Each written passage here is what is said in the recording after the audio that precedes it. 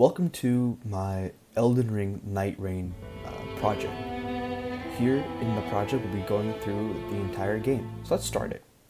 We first load into the round table hold. Now looking around we have a couple of cozy places to be in. Something really simple, nothing too fleshed out. Let's open up the character selection. If I hover a Wilder but I don't click on it, nothing happens. I click on it, I get Wilder. If I hover over Executor, nothing is going to happen because I still have Wilder selected. We have class, let's go and select our boss. In our boss, we have different types of bosses. These are all the bosses that come in the base game without the DLC. Let's select the Tricephalus. Now that we're in the actual game, let's go ahead and explore around. The first thing to do in any run that I like to do is go to a church and grab some more flasks. So in our top left corner, you can see the amount of flasks that we have, which is 3. Interacting gets me 4, and I make sure to cap it so you can only grab 1 flask at each church.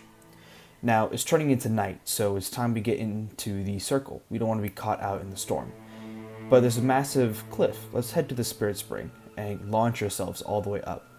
Now, as I didn't make a combat system, I needed to wait to simulate runes. So in this small camp, we have a quick interaction that gives us runes. So in our top right, we can see I have 2,000 runes. Now here's the quick side of Grace. Here we can level up all the way to level 15, and you can see the cost is still 375.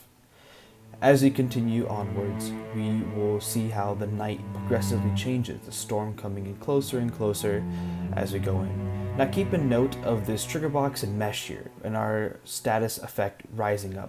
This is our poison. Now note how when we go out of the trigger box, it decreases. When we go in, it increases. Even though we stay in, even though we're poisoned, it still decreases. Now, there's 2 places I can go. I can head into the building, or I can get to the site of Grace, or the building. Site of Grace. Let's go to the site of Grace, replenish our health, and get rid of all status effects. Now, the storm works in tandem with the night. So as the night continues to progress and progress, the storm will stay still, and as the day progresses, the storm will close on. That's how it is in the game for Nightreign, as nighttime equals boss fights. Let's go to the actual boss fight. I was unable to get the actual soundtrack for this boss fight legally, so I just left it blank for the time being for this YouTube video.